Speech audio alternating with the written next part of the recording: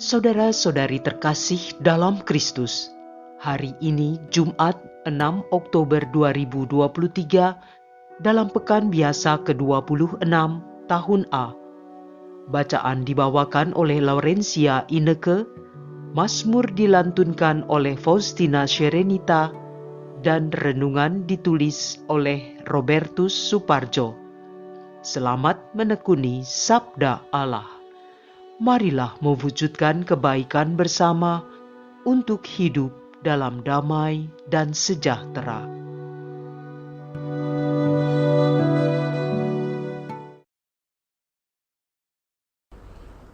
Dalam nama Bapa dan Putra dan Roh Kudus.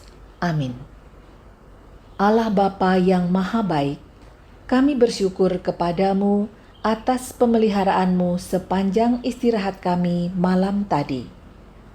Kami bersyukur karena rahmat kesehatan yang masih kami rasakan hingga saat ini. Pada awal hari baru ini, kami ingin menyerahkan seluruh jiwa dan raga kami, segala pikiran, perkataan, dan tindakan kami, sehingga hari ini menjadi puji dan syukur kami kepadamu. Berkatilah kami dalam membangun relasi dengan semua orang yang kami jumpai, agar persaudaraan kami sungguh-sungguh menampakkan kasih-Mu. Dampingilah kami agar kami dijauhkan dari rasa cemburu, mudah marah, dan iri hati.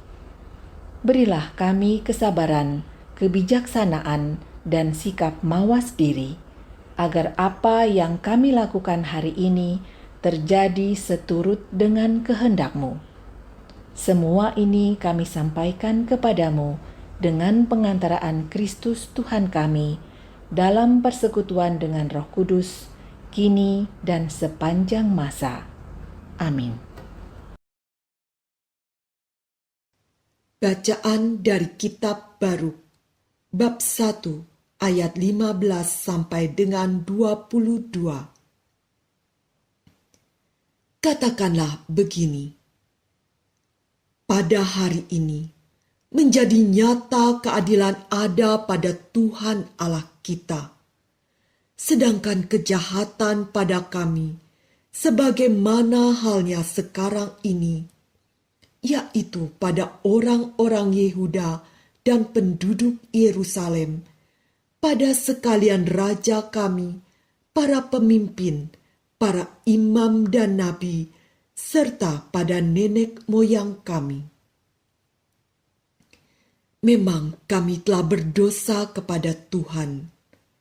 Kami tidak taat kepadanya dan tidak mendengarkan suara Tuhan Allah kami untuk mengikuti segala ketetapan Tuhan yang telah ditaruhnya di hadapan kami.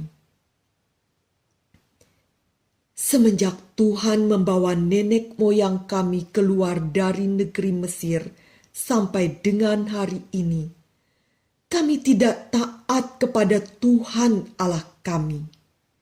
Sebaliknya, Tuhan telah kami alpakan karena kami tidak mendengarkan suaranya. Dari sebab itu, melekatlah kepada kami semua bencana dan laknat yang telah diperintahkan Tuhan kepada Musa hamba-Nya, waktu nenek moyang kami dibawanya keluar dari negeri Mesir untuk dianugerahi suatu tanah yang berlimpah susu dan madunya, sebagaimana halnya sekarang ini. Tetapi kami tidak mendengarkan suara Tuhan Allah kami, sesuai dengan sabda para nabi yang telah diutus Tuhan kepada kami. Bahkan kami telah berbakti kepada Allah lain, masing-masing menurut angan-angan hati jahatnya, dan kami melakukan apa yang durjana dalam pandangan Tuhan Allah kami. Demikianlah sabda Tuhan.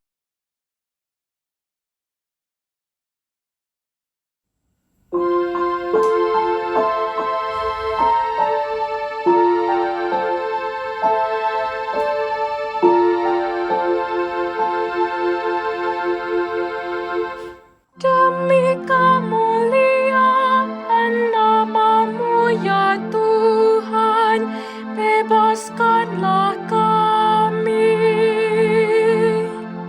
Ya Allah, bangsa-bangsa lain telah masuk ke tanah milik-Mu, menajiskan bait kudus-Mu, dan membuat Yerusalem menjadi timbunan puing.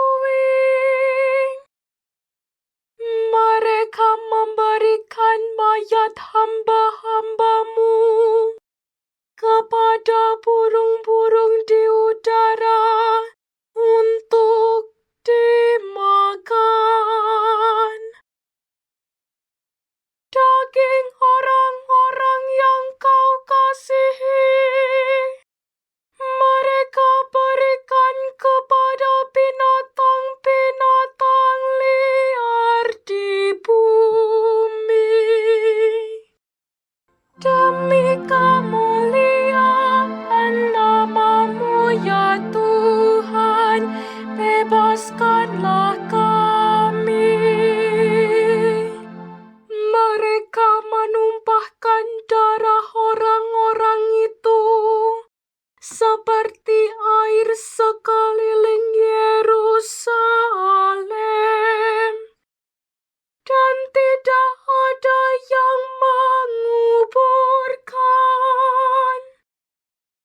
Kami menjadi celaan tetangga, olok-olok, dan cemooh orang sekitar. Berapa lama lagi, ya Tuhan, Engkau murka terus-menerus? Berapa lama lagi cemburu-Mu berkobar-kobar seperti api?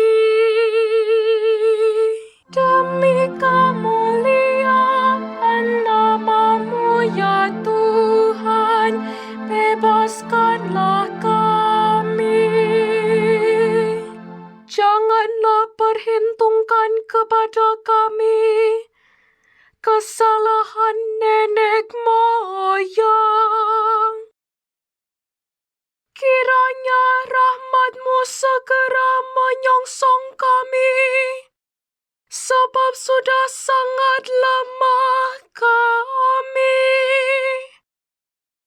Demi kemuliaan nama-Mu, tolonglah kami, ya Allah penyelamat.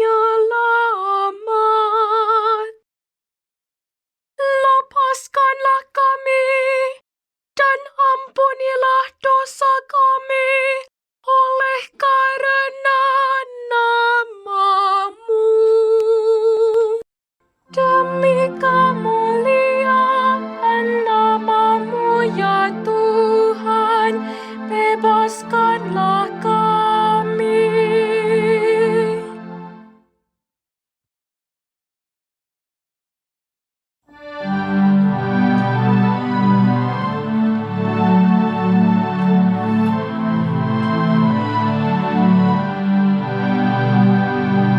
Haleluya, haleluya, haleluya, haleluya. Hari ini dengarkanlah suara Tuhan, dan janganlah berlegar hati. Haleluya, haleluya, haleluya, haleluya, haleluya, haleluya, haleluya, haleluya.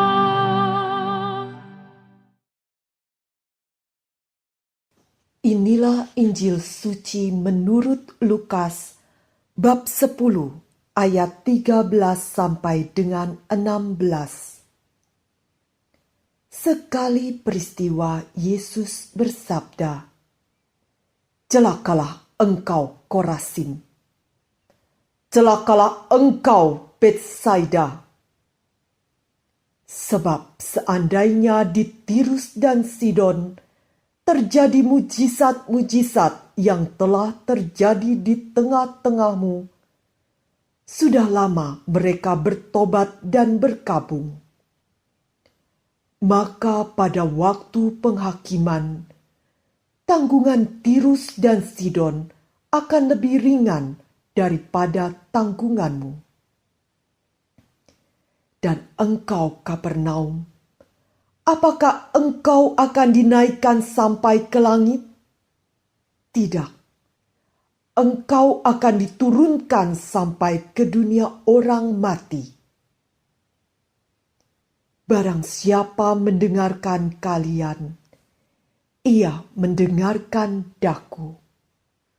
Dan barang siapa menolak kalian, ia menolak Aku. Dan barang siapa menolak Aku, ia menolak Dia yang mengutus Aku. Demikianlah sabda Tuhan.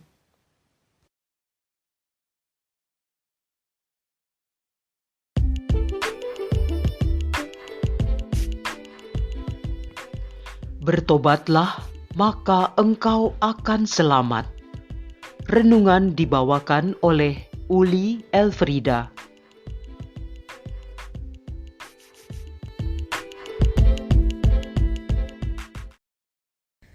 Bebal, sebuah ungkapan yang digunakan untuk menggambarkan sudah berkali-kali diberitahu, diperingatkan, diberi penjelasan, namun tetap tidak peduli, tidak mau mengerti, tidak mau mendengarkan.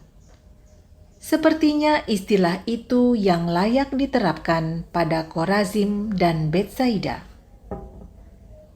Korazim dan Betsaida adalah dua kota yang dikecam oleh Yesus. Yesus membandingkan dua kota ini dengan kota-kota kuno dalam Perjanjian Lama.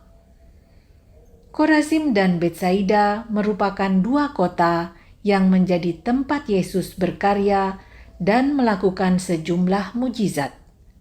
Namun, mengapa dikecam oleh Yesus? Meskipun di situ Yesus dibaptis, berkarya, dan melakukan banyak mujizat, tapi mereka tetap tidak mampu melihat kehadiran Yesus sebagai utusan Allah yang mewartakan kerajaan Allah. Mereka tidak mau mendengarkan undangan Yesus untuk bertobat.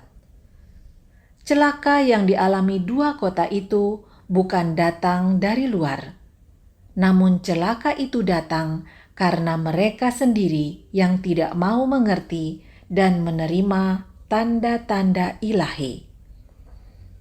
Yesus mewartakan kerajaan Allah, dan untuk dapat menerima atau mengalaminya diperlukan pertobatan.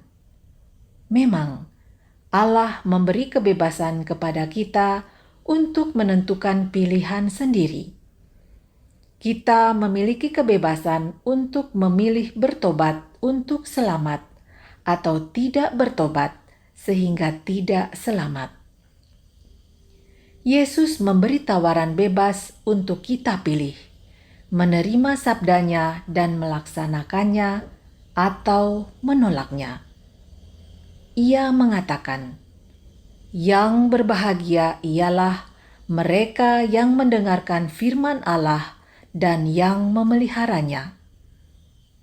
Sabda itu selalu kita dengarkan setiap kali Injil dibacakan dalam perayaan Ekaristi ketika imam berseru, "Berbahagialah orang yang mendengarkan sabda Tuhan dan tekun melaksanakannya."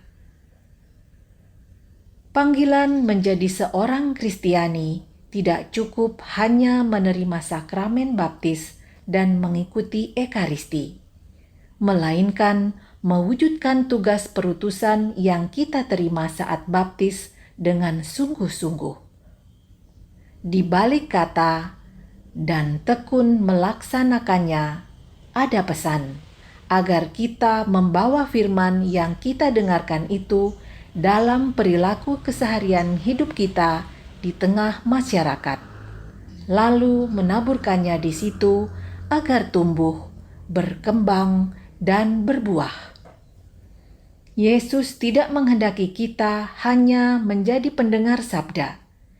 Ia telah memberi contoh kepada kita semua bahwa Ia tidak hanya mendengarkan Bapanya, tetapi juga melakukan kebaikan. Sabdanya diteguhkan dengan perbuatannya. Sabda dan perbuatannya adalah satu kesatuan. Hanya dengan begitu, maka sabda Tuhan sungguh-sungguh terlaksana. Sabda Tuhan yang didengarkan baru akan menjadi kenyataan bila diwujudkan dalam perbuatan nyata. Allah Bapa kami yang Maha Kasih, kami bersyukur kepadamu di awal hari yang baru ini, Kau ingatkan kembali akan tugas panggilan kami sebagai murid-Mu.